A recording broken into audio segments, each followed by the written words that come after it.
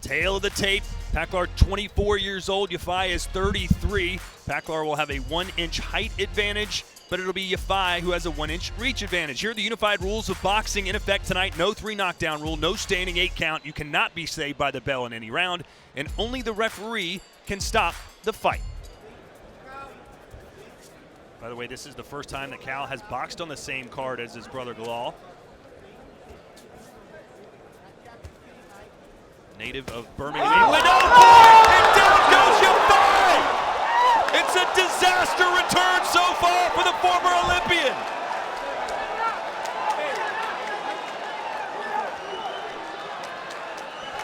This was not in the script. Can Paklar pick up this big upset?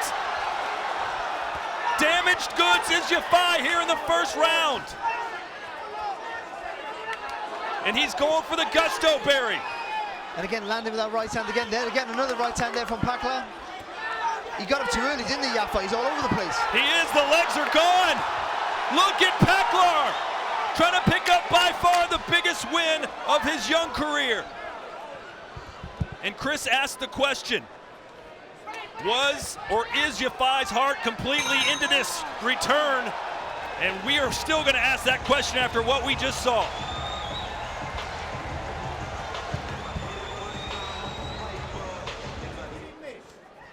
Native of Birmingham, England, son of Yemeni parents. Has to be a thrill for him to fight in the United Arab Emirates. At least it was before the opening bell. And is that a body shot or a low blow? I think that was low. And they will say below the belt.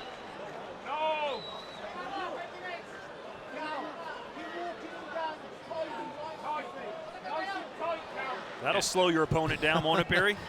And he threw it in there as well. It wasn't a little tickle, was it? It was a real full volume hook. Yeah.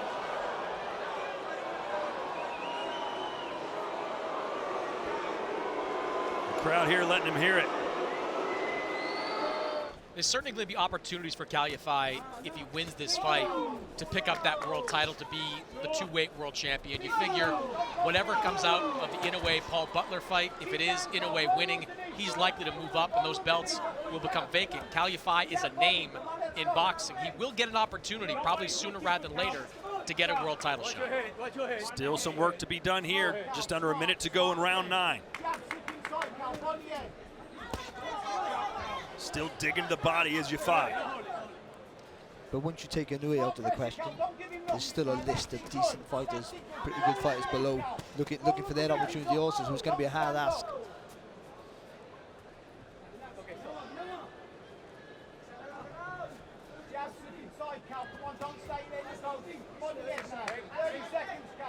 You have to give credit, though, to Yafai for bouncing back after that early scare.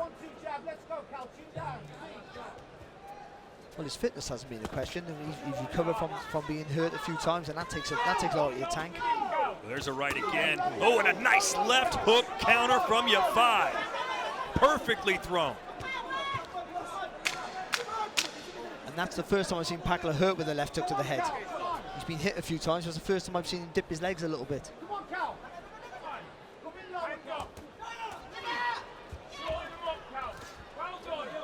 Well, Yafai certainly faced a lot of adversity in this fight.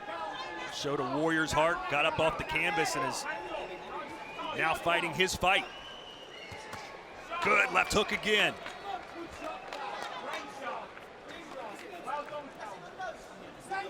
And every time he gets close, Yafai, he's leaning on Paklar, just pushing his weight on, just trying to tire him out a little bit more.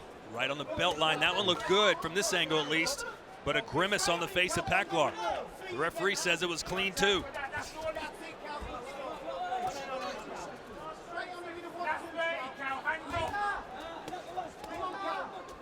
See, there was acceleration and pace there in Paklar. Where's that been? You know, for me, it just seems like he's just so resigned himself now that he has no energy. You've got to find that from somewhere within yourself. And in a fight, this is the biggest fight of his career. You've got to find that energy to push through.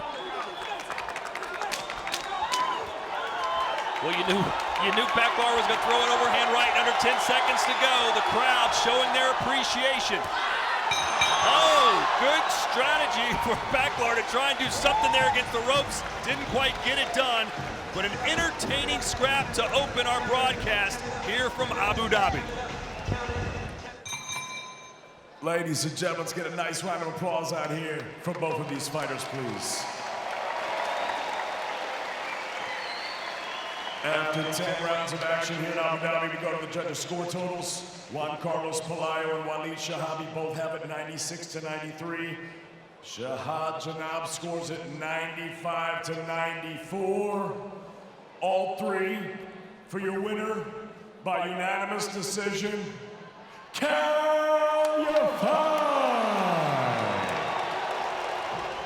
Here we go, our tale of the tape. Galal Yafai 2-0 with 2 knockouts. He's 29 years old. He's on the fast track towards a world title, fighting in a 10-rounder, taking on Gohan Garcia, who's 2 inches taller, but an identical 68-inch reach to Yafai. You know, we keep talking a lot about what Galal Yafai will look like against better competition, because that is likely coming in upcoming fights. Better competition is not going to let him walk in like this without eating 3, 4, 5 punches. One of the hallmarks of these guys in the smaller weight classes, whether it is Chocolatito or Estrada at 115, Bam Rodriguez, Julio Cesar Martinez at 112, they throw a lot of punches. And Galal Yafai is going to have to throw more coming in order to not take them as he's coming in. Yeah, because even if you have a fantastic chin, and even say Martinez is a big puncher, can hurt you, they still have an effect, you know. Every shot, you know, if it doesn't knock you down, it drains your energy, and in the end, you take too many shots, and your gas tank's empty, and you can't do what he does so well, and that's the pressure.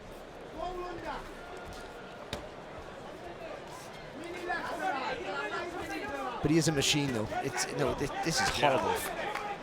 Now, Rodriguez is coping really well with it. It's got to give him his credit, he's been fantastic. But just all the time on your face, he just doesn't go away, does he? Sort of like William Zepeda, who we saw recently, Chris. I don't say anyone. Few people in boxing like William Zepeda. Just overwhelmed Jojo Diaz. You know, I don't think this has been anything close to a stellar performance from Galal Yafai. I do wonder, Barry, what the impact was of his brother coming back to the locker room in rough shape, having to be taken to the hospital just before he did his ring walk. I think that's a variable in all this. That can mess with your head when you see your brother in that type of condition just before you go into a fight. No, it certainly can, and it might have, but I just think this is how he fights, you know. I still think he's been good, but he is hittable. Well, if we look at objectively at how Galal Yafai has fought this fight, we think he's winning the fight. But I don't see this fight as a reason to believe he's ready for world-level competition. I think he's going to need maybe more than 3 or 4 fights that was suggested that he would need before he gets to level. Maybe it's 4 or 5, 6 fights before he's ready for that title fight. Yeah, I agree with you. Yeah, there was a good shot, wasn't it? A really good shot. Yeah, no, I think he is. I think, no, the need to rush, and he wants to rush, and his age and his weight will dictate that he can't hang around too long. Good work. I don't see there's been loads of adjustments for Yafai. You know what he does. There's a few little adjustments that will make him a much better fighter. I don't think it's an overhaul. And they're moving ahead. It doesn't have to be big movements. Just little subtle movements will be enough. So it goes the full 10 rounds. Yafai puts his glove towards the sky. He thinks he's got it won, and I believe pretty much everybody in this arena thinks the same thing. Ladies and gentlemen, after 10 rounds of boxing here in Abu Dhabi, we go to the judges' score totals, and they read as follows. Przemysław Michalski, 96-94 for Yafai. Gary Kidanowski, 96-95 for Rodriguez. Mike Hale scores this contest 96-95 for your winner by split decision. And still, the WBC International Flyweight Champion, Galal Yafai. Barry, your reaction to that, which was a lot closer than I think any of us thought it would be. World title fight time. This is our tale of the tape. Zelfa Barrett taking on Shavkat Rakhimov. Barrett, 29 years old. 68-inch reach, the exact same reach as Rakhimov, who is 1.5 inches taller. We are scheduled for 12. You know, we saw in the Kiko Martinez fight that the longer the fight went on, the more, whoa, nice counter shot, and that buckles Rakimov. Look at Barrett now. The brown flash in a flash is now on the front foot. But you've got to keep these punches long. You've got to keep these punches long. You don't want to close the gap and get hit, caught himself. Keep it nice and long, but keep the pressure on. Big confidence booster there for Barrett. He knows he can hurt Rakimov. Yeah, just a moment ago, Barrett landed a big punch on the shoulder of Rakimov that caused him to wince, kind of opened his mouth there in obvious pain. Heavy left hand there from Rakimov. On the temple there of Barrett. And that may just turn the temperature up on Rakimov a little bit.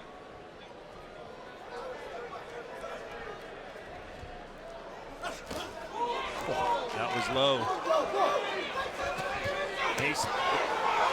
Barrett's going to try and take advantage of it. Rakimov's hurt. He said it was low. Defend yourself at all times.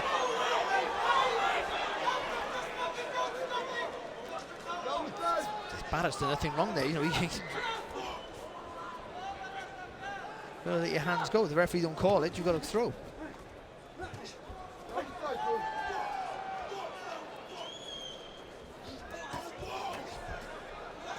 So this has not been the best round for Rakimov. Got caught with a sharp counter shot and then got hit with a low blow and got beat up a little bit while he was trying to recover. Yeah, and he's doing too much head hunting right now. The best way to slow down a guy that's moving is to aim for the body, and Rakimov is all upstairs at the moment. Oh, big right hand! And that sends Rakimov down! The ropes may have kept him up and scored a knockdown. What a right hand from Barrett. Yeah, I thought that was a good call by referee Mark Nelson. A good counter shot from Zelfa Barrett. That was legitimate knockdown. Again, it's the acceleration of the punch, isn't it? It's just so fast, he just didn't see it. Boy, Barrett is looking fantastic so far.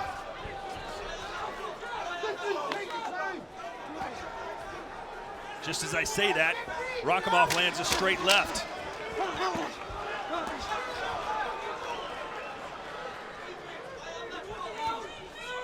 It's a good shot there from Rakimov. Oh, what a counter right hand, one of the best of the fight for Barrett. And that may have hurt Rakimov. And it wasn't the right uppercut this time. It's a lovely straight right hand on right on the gap. And now Rakimov coming forward again. He welcomes those exchanges when Barrett slows down. Let him off the hook there.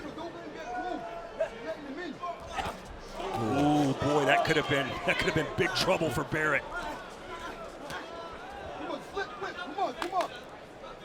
There's definitely been a momentum swing over these last couple of rounds in favor of Shavkat Rakimov. Chris, how do you have it through 8 full rounds? Well, I've got Barrett still winning this fight, but Shavkat Rakimov over these last 4 rounds has made it considerably closer. 77-74 Barrett on my scorecard, but Rakimov's coming, and there's still a lot of time left in this fight. And he just threw a left hook to the body, or a right hook, I think, just before that to the body. He threw in the last round. I seen you sort of like shake your hand and say, at last, he's doing what he should be doing. And Barrett is beginning to slow down. It's a good body shot from Barrett, though. Hey, Barrett holding his own here in this toe-to-toe fight. This isn't what's in the game plan, is it, Barry? No, well, Barrett's a tough kid. You know, we talk about his loss against Ronnie Clark, and I was there that night. He was hurt, seriously hurt. And he lost the fight, and he rightly lost the fight, but it was the first time he'd been hurt, first time he'd been in a 12-rounder. It was all those firsts for him, but he dug in, and he got to the end of the fight. And I think that showed the real heart that you don't know you have until you're in that situation. So he won't quit. Barrett's balance isn't quite 100%. It looks like there's something going on with the right leg of Zelfa Barrett. Yeah, you can see he's slowing down, and that means Rakimov is speeding up, but a right hand lands for Barrett, and maybe he's forced here, Chris, to stand and trade. Not good. And down goes Barrett.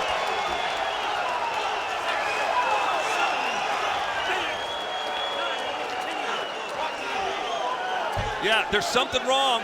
The legs aren't there, and Rakimov has a chance here to win this fight. Barrett gonna stand and trade. He has no choice. What a turn of events here in Abu Dhabi. Shavkat Rakimov. Tremendous heart, though, being shown by Zelfa Barrett. Yeah, the towel is coming out in the corner of Zelfa Barrett. Pat Barrett, his uncle and trainer, is sitting on the ring apron ready to throw it in. There it is. He's down. It's over. Rakimov comes from behind to defeat Zelfa Barrett here in the 9th round. That's a good body shot there, and the right hook over the top. But again, there's no clear sign that, that there was any big shot to hurt him. See, he's already hurt before he lands with that shot. The leg goes, but I don't know whether that's some sort of perforated eardrum or whether it's a leg issue, but he couldn't defend himself properly. And Rakimov was accurate, clean with his work, and intense with the pressure, to be fair. Yeah, right there, there was some earlier damage, but right there it seemed like Barrett just kind of fell down. Yeah, and also I wonder whether his balance was all over the place, or it is a leg injury, the time will tell. Maybe he's hit him on the hip or something, but after that then Rakimov went to work. You know, when he went on the floor in the corner right in front of us, he was clear-eyed, Barrett. He was just, you know, frustrated, it looked like. Well, he had to go down. He couldn't stand up, but then after that then, you know, he took too many clean shots, and the referee said he was going to stop the fight anyway, and it's his uncle, Pat Barrett, in the corner, of course, and he did the right thing by throwing the towel in. But that was sort of like a get out of jail, really, there for Rakimov, because I thought, you know, Barrett was boxing fantastically well, you know, tactically and, you know, technically perfect so far. Well, I asked you earlier, how difficult will it be for Barrett to continue to fight that style for the full 12 rounds? And as you can see, it is not easy. Chantel Cameron, Jessica McCaskill, no love lost between these two. Cameron, 31 years old, McCaskill, 38, but she didn't start fighting as a pro for 31, so it's a young 38, if you will. Cameron 2 inches taller, but they will have an identical reach of 69 inches, scheduled for 10 rounds. I keep going back to this. She looks off, and you can see that knot forming on the left side of her forehead. Stitch Duran, one of the best cut men in all of boxing, he came out here. Oh, big uppercut. Sorry, Chris. Cameron caught her coming in. No, she's just looking off balance as she's coming in. And Jessica McCaskill is not, she's a very unorthodox fighter, to say the least, but she looks like her balance is a little all over the place right now.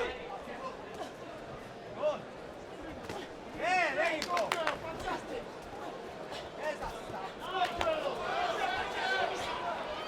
Cameron just not letting her off the hook. Nice uppercut.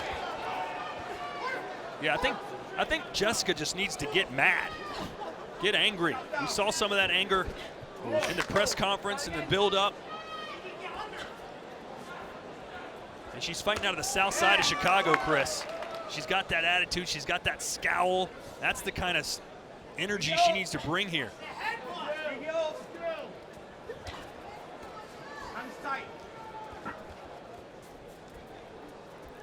Even there, the intensity's gone. She looks flat or tired, if anything. That was good work from Cameron. And now they both let their hands go. Well, McCaskill's getting to the point now where she needs a knockout. As we look at Chris Mannix's scorecard, have you given 1 round to McCaskill? I did actually give 2. I thought she squeezed out the last couple of rounds, or last round at least, 2 rounds ago, I should say. So trying to keep track of my rounds here as they're going by pretty quickly. The 6th round I gave to Jessica McCaskill, but this has been a fairly dominant performance for Chantel Cameron. It looks like she's in great shape. She's landing the cleaner punches, sharper punches. She has really thrown Jessica McCaskill off balance with her game plan tonight. I think what has shocked McCaskill is that she's fighting with her. It shocked us all, I think. She's fighting with McCaskill and having the better when they're both throwing. And we thought that was going to be a recipe for disaster for Cameron, but it hasn't been. Right hand from McCaskill. Cameron's still on her toes.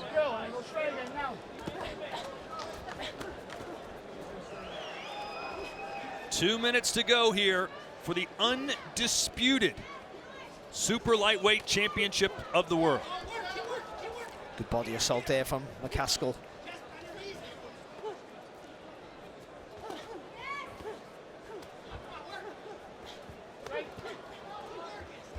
Now McCaskill looking like her old self. Yeah, it's strange. These last 3 or 4 rounds, we've seen McCaskill get comfortable. The first 4 or 5, she just looked off. I keep saying that, but she looked off. These last 3 or 4 rounds are more of the Jessica McCaskill we've come used to seeing over the last couple of fights. I'm wondering if that headbutt that left the huge mouse maybe gave her a bit of a concussion or just knocked her off her game a little bit. It could also be the feet have slowed from Cameron, and that's allowed her to, to walk up to it a little bit more. Both fighters predicted they thought they could get a knockout here. Doesn't seem to be in the cards with a minute left.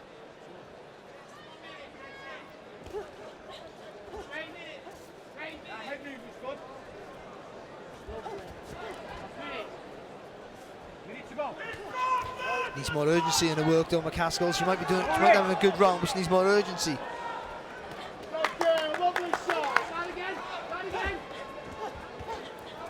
Right hand from McCaskill scores. Cameron's got her against the ropes, digging into the body. This looks absolutely exhausting now, McCaskill. Nice right hand from McCaskill. Cameron answers with one of her own. And this is the firefight we thought we might see. Great right hand there from McCaskill.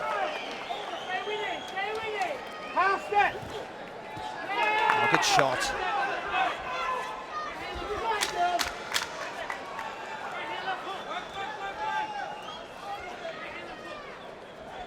It's a great last round.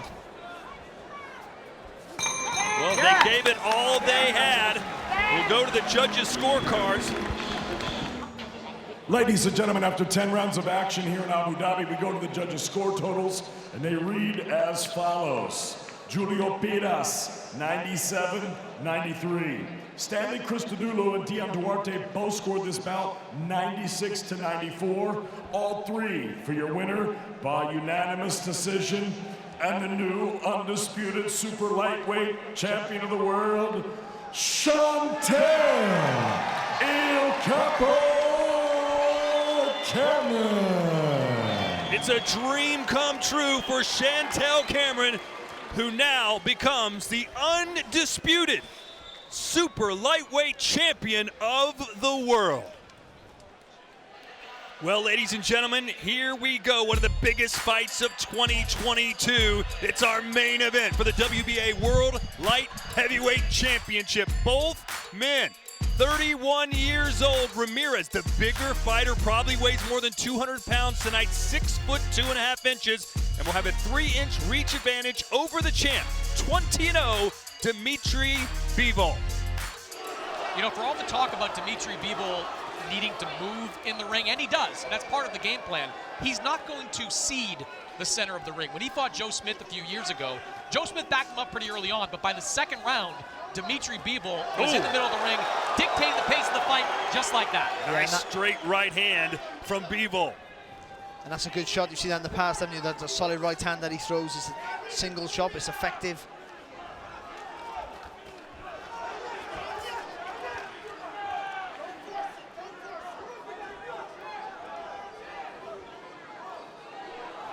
Will this be Bivol's toughest test? Zurdo has wanted this fight for so long. He sees something in Bivol that he thinks he can exploit.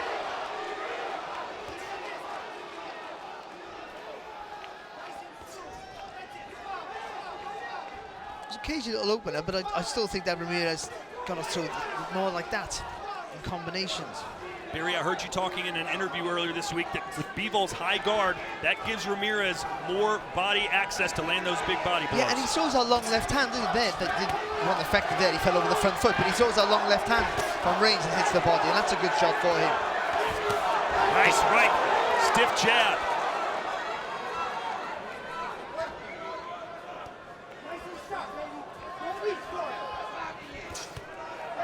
Lovely fast hands there from Bivol.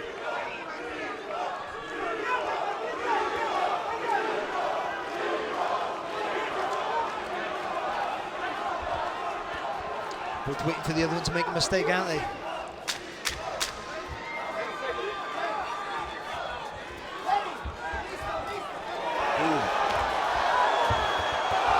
Oh, Bivol with a nice crisp right hand.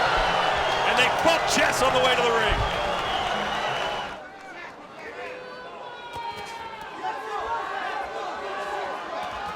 Oh. strike, and that may have rattled Zurdo a little bit. He's backed against the ropes. And a nice combination to come back for Ramirez. It's a good response, Barry, but that's a lot of what we see with Bivol, catching those punches. Landed right on the arms, he's kept them up.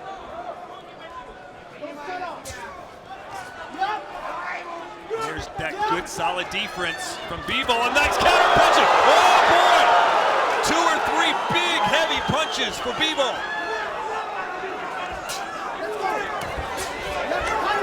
Look at the discipline. He knows he's in with a big puncher. He didn't overplay his hand.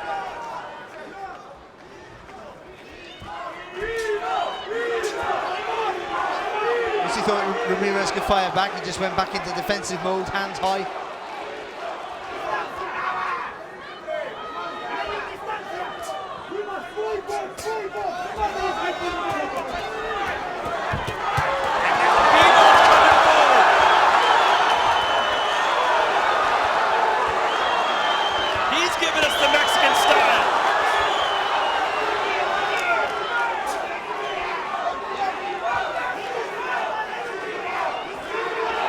Some crunching right hands there, wasn't there, from Bivol?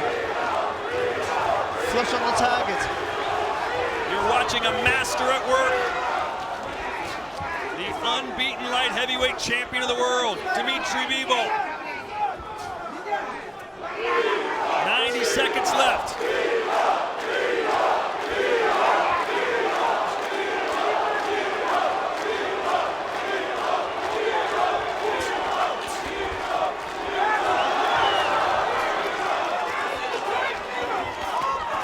Looking for the knockout. He might get it here in the 12th. He's unloading. But Zurdo wants Bivol to exchange with him. He'll get some openings.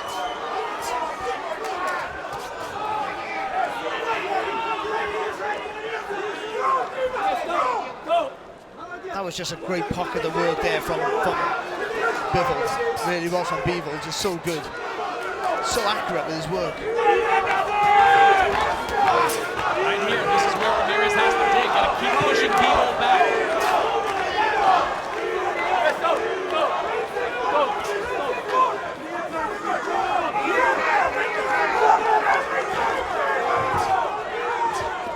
Aiming for that big shot now, Ramirez. Looking for it.